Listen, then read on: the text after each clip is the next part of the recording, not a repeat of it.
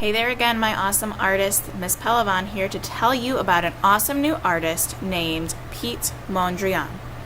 Piet is from the Netherlands, so he speaks a different language and he is no longer living. But we can still look at his artwork on the computer and in museums. These are two of Piet's artworks, and we also listened to some music when we came into the art room that has to do with the way he created his artwork, especially this one here on the left. It's called Boogie Woogie Broadway, or Broadway Boogie Woogie, I'm sorry. Broadway Boogie Woogie was based on the music that you heard, and it had to do with rhythm that Piet heard when he was listening to that music. So you'll notice that some of the colors repeat and make a kind of line across the paper. So it goes yellow, red, yellow, blue, yellow, gray, yellow, red, yellow. So it kind of makes a rhythm of da da da da da da da da, a fast rhythm like you heard in the music. In this picture over here, we just can see the colors a little bit better because on the iPad the colors don't show up very well for the video. So over here in this composition, and it's called Diamond Painting in red, yellow, and blue, Piet quite often uses the primary colors of red, yellow, and blue in his compositions and repeats them over and over and over again. So today you're going to be repeating some shapes that are in the primary colors. So we're going to work with cutting and gluing, and we're going to work with squares and rectangles. So let me move these out of the way so we can get started. To create my artwork today, I have 4 papers. I have a yellow paper, a red paper, and a blue paper. Those are the primary colors. We use the primary colors to mix together and make secondary colors, which we learned last time are orange, violet, and green. So these 3 colors can be mixed together to make new colors. You also have a black paper. That's going to be your space that holds all of your shapes that are red, yellow, and blue. So I'm going to write my name on the black paper using a white crayon. And then I'm going to flip my paper over so I know where my space is for my shapes. Now there are big pieces of red, yellow, and blue for you because you're going to be cutting them into smaller rectangles and squares. So you're just going to start cutting some rectangles and squares, holding your scissors the proper way and cutting. You can make long rectangles or you can make short rectangles. So I could use this to go the whole way across my paper. I could also make some smaller rectangles to fill in some spaces. So I'm just going to cut a couple of blue rectangles in a variety of sizes. You can even make them very small, you can make them very large, you can even make them skinnier like that, you can make them this way. So I'm just cutting a variety. Variety means a many different sizes of blue rectangles and squares. And I'm just placing them around my picture on the black paper to fill up the space. Now I'm going to add some red. I'll make a red stripe, nice and long. Oops, I moved some of my stuff over here. That's okay. I didn't glue it down, so I can move it back. Now I want the red one to go across this way, so I'm going to have to make it a little bit shorter. And I want it to overlap some of my blue, so I want it to cross or intersect.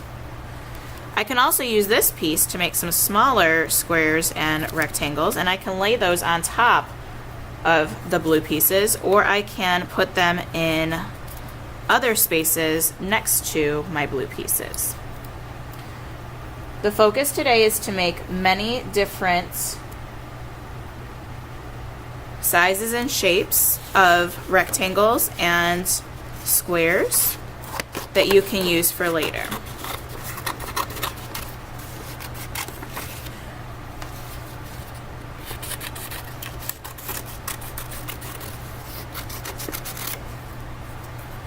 I think I'm going to put another red stripe up here.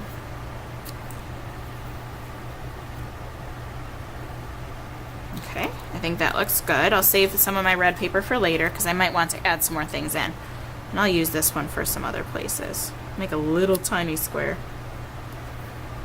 Actually, I make a couple of them. So see how I'm just cutting and placing them where I think they should go? I'll put this one up there. We can use every little piece that we make. So I'm going to make a yellow stripe now. Now you'll notice that I'm only cutting straight lines because rectangles and squares only have straight lines on them. They do not have any curved lines. So I'm going to make this go right here.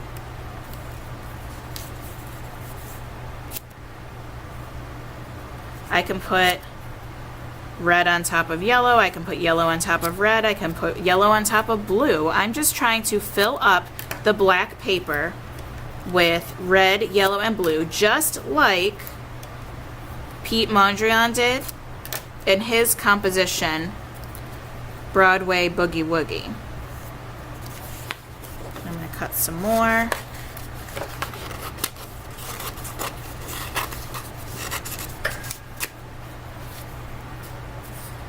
I want to put some over here because I need to see some yellow on both sides of my paper. I don't want to have just yellow on one side.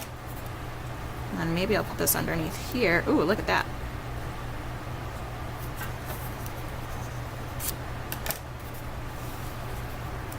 Alright, I think I like how that looks. I might need a couple more yellow pieces. A really little yellow piece.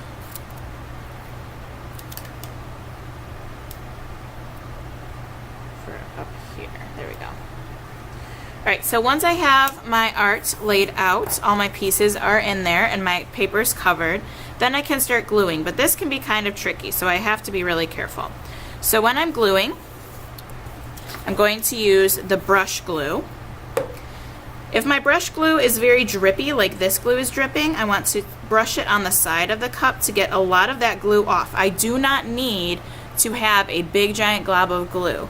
I just need a little bit of glue on the back of my paper, that's it, and stick it to the pieces. So I'm just going to go around and take off all the pieces that I can move from the top and glue them down. I'm just putting one glue dot on the back of my pieces so that I can do this quickly. Now these ones are very tiny. I need to put very, very little bit of glue. I don't want to make a big mess because then I will have to clean it up later, and I don't want to have to clean up a mess. I want to finish my work and do the best I can. Oops, I already glued that one down. Whoops, I made a mistake. Now this piece is long, so I'm going to need to put a few glue dots. Whoa. I guess it's better to keep it on the paper.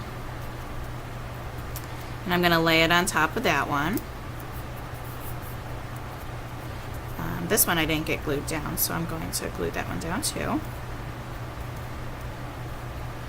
So I'm just going around and finding all the places that need glued, sticking them down. I'm not talking to my neighbor. I'm not worried about what my neighbor's doing. I'm focusing on gluing. My eyes are looking at my paper and my glue.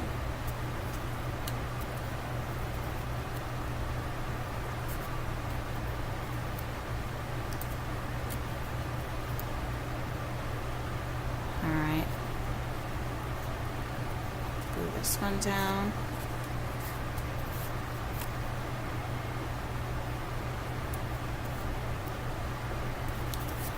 If your pieces go off the paper, that's fine. They can be trimmed later or they can just stay that way.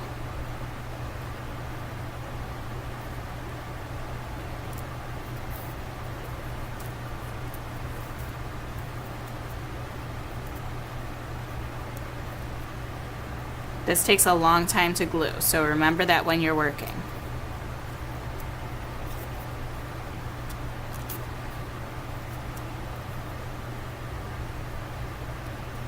Now, uh-oh, this piece is stuck under this yellow piece here, so I'm just gonna turn it a little bit. Oh, I can take it out. If something is stuck underneath something you already glued, you can just pick it up a little bit and glue underneath it. I think I'm going to have one piece there that will do that. So I think I'm going to actually cross that over top of the yellow. I missed this piece here. I noticed that it wiggled when I was gluing around it. This one here. Put this piece here. I'm going to slide that back under there. Now this big blue stripe is on the very bottom and I can't get it out because it's already glued underneath here. See how I can't get it out? So what I can do is I can just flip this part up, put some glue there, and then move it where it needs to go. I can stick my brush under here and put a little bit of glue. And then I can stick my brush under here and put a little bit of glue. Now after all my pieces are glued, I'm going to flip my paper. Uh-oh! I went to go flip my paper and I noticed that this one wasn't glued. So let me re-glue that one. It's a good thing I paid attention. Let's see if they're all glued down. All right, they are ready. Now I'm going to flip my paper over to where I can see my name and I'm going to give my paper a gentle massage to make sure all of my pieces are stuck. This helps the glue to stick onto the paper. And now my paper is ready to go on the drying rack so it can dry.